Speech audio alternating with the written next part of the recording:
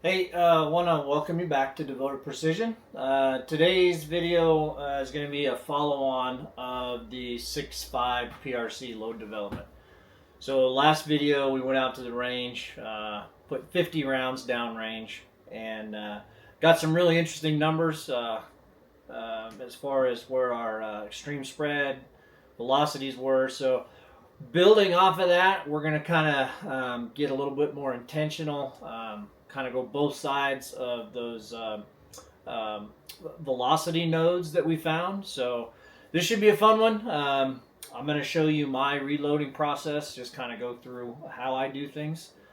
Full disclosure, don't do what I do. I'm by no means an expert here, and my processes are my processes, so you need to find your own processes. And just be careful with everything you do. But yeah, stick around. Appreciate you liking, subscribing. Let me know if you have any comments, and let's get into it. Let's load some rounds. Okay, so what we're gonna do to get started here. So this is the ADG brass that we picked up. I'm loving ADG brass. I'm using it on multiple cartridges, but so far, really happy at the consistency that we're getting from the ADG brass. So this is all fire formed brass. So the first 50 rounds that we put through the SIG Cross, this is them here. So everything's fire formed at this point. I did run everything through the dry tumbler, so I used the RCBS dry tumbler. Just got some Hornady corn cob in there. Ran that overnight. I usually set it before I go to bed, turn it off in the morning. So everything's been fire formed, and then we ran it all through the annealer. So the Burstfire Annealer has been great. Again, I think that it's something that has to be fine-tuned, and got to pay real close attention because it is not the most consistent annealing.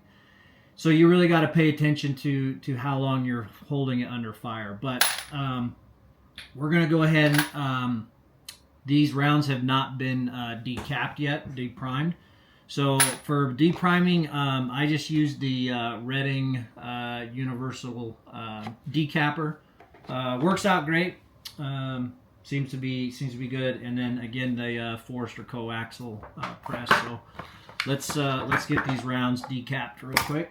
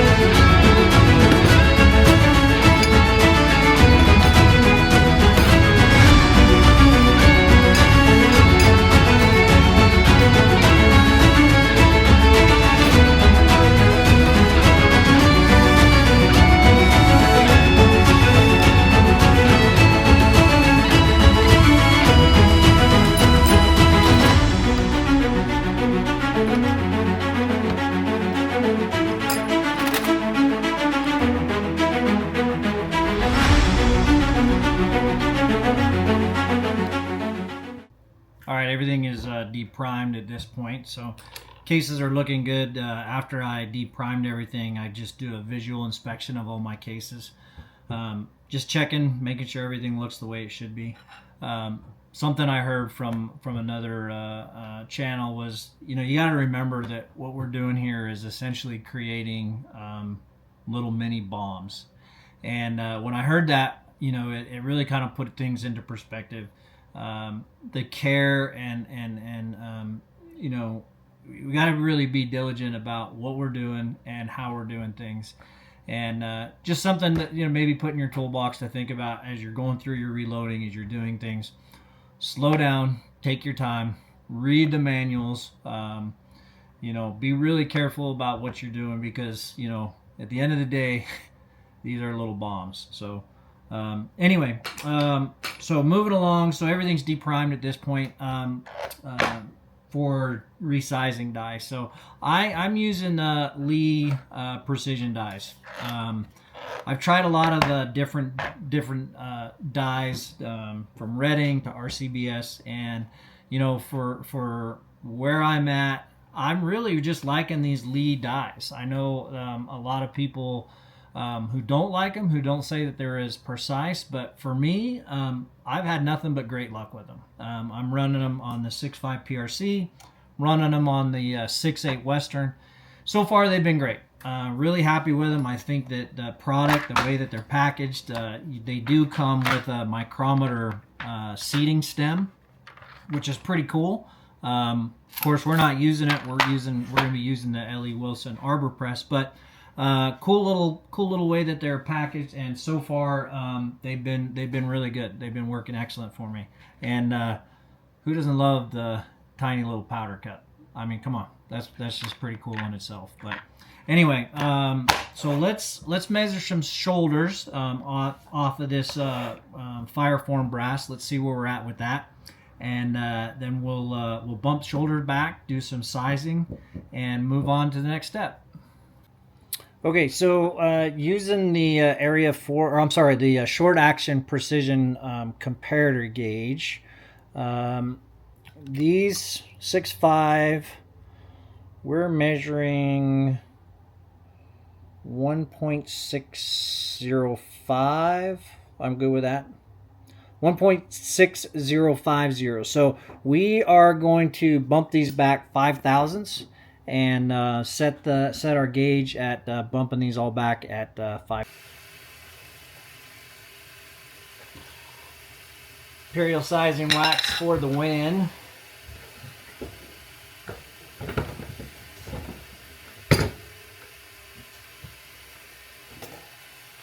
Check it out on the gauge.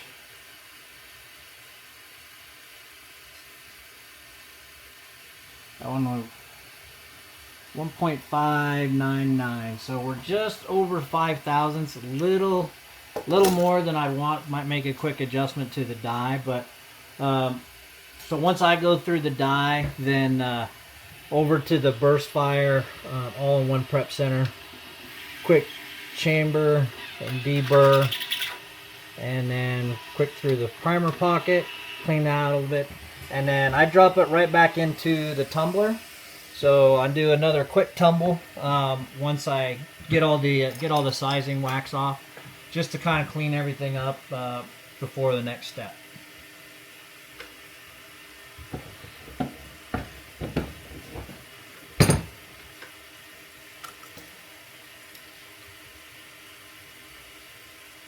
There we go. So that's more of where we want to be, right in there. So that's good. We'll call that good. And so one of the things I wanted to show you, I talked earlier about using the Lee precision dies and just the consistency that I've been getting from them. So just wanted to show you all here. So this was the fifth cartridge that we ran through there, and then this one here is the 50th cartridge that we ran through. So between 50 cartridges, we're within 1,000th of consistency. So I think that just speaks to the how good the Lee precision dies are. So like I said, I don't see a lot of people using them, but I would recommend them. Give them a shot. Try them out. Let me know. Leave a comment whether you like them, don't like them, if you use them. If you get a chance, I highly recommend them. So, yeah. All right. Setting neck tension. So, to set neck tension, I'm using the 21st Century Expander mandrel. For the 6.5 PRC, I've got the 0.2615 expander. Measuring my necks, inside diameter of the neck, as they're coming out of the full size sizing die, I'm at 0.2600. So with this expander mandrel, it's going to give me right about 1.5 thou of neck tension, which is right where I want to be. I know there's better ways of measuring where your neck tension currently sits at prior to using expander mandrel, but that's what I'm using. That's where I'm at. So we're going to go ahead and throw these 50 rounds through the 21st Century expander mandrel with the .2615. This is the black nitride mandrel. Again, that's from 21st Century. Really easy to use this thing. It just drops inside the die body. And then you run these through the press. And I will usually use just a little bit of dry case lube. I've got some... so I've got the Imperial dry case lube that I'll run the necks through. Just kind of makes expanding those necks out 1.5 thou just a little bit easier on the brass. So let's go ahead and run these through and expand those necks out.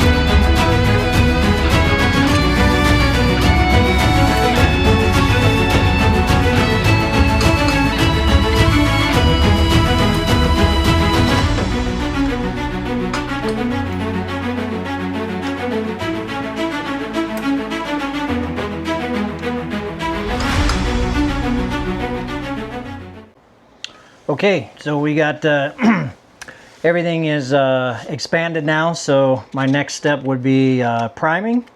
So I'm using the RCBS hand priming tool. It's also got the universal dice jaws on it, so it does work pretty good. Seems to do what we need it to do. So let's prime some of these cases.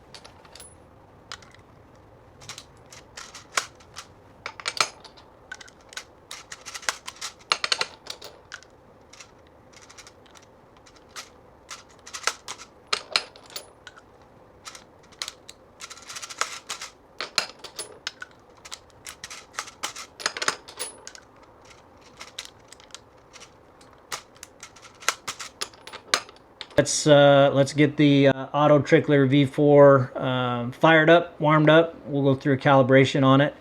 We're going to do two different powders. We're going to use that 4831 shortcut where we found that accuracy node. And then we'll also do some loads with the N565. So we'll start with the 4831. Again, we'll do some calibration on the auto tuner and throw some charges. Let's go.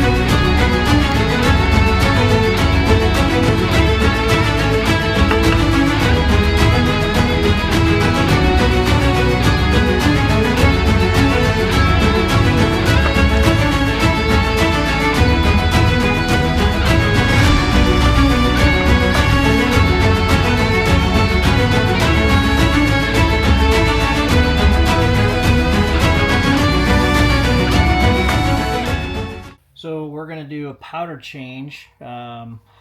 We just did the 4831 shortcut. Now we're going to switch over to the N565. We're going to load 5 rounds each of 60.6, 60.7, 60.8, 60.8, or 60.9, and then 61.0 grains. And that will be our next rounds that we load here. So we'll do that powder change now and run through these and then seat them.